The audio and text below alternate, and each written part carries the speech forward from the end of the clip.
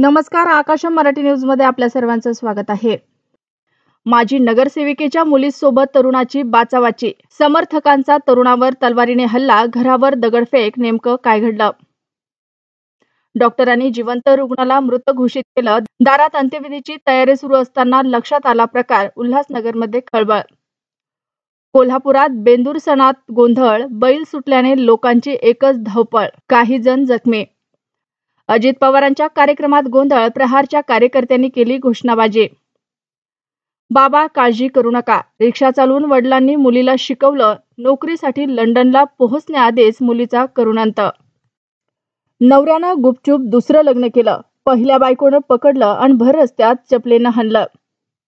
Israel इराणमधील युद्ध पेटलं, सलग दुसऱ्या दिवशी हल्ल्याची मालिका सुरूच. 78 लोकांचा मृत्यू. अपघात झाला कसा? एकाच वेळेला 2 इंजिन कशी बंद पडले? सायबरच्या माध्यमातून हायजॅक केली का? संजय राऊत. जुन्या वादातून मित्राचा मित्राकडूनच खून, धारदार शस्त्राने केले वार, पोलिसांनी केली अटक.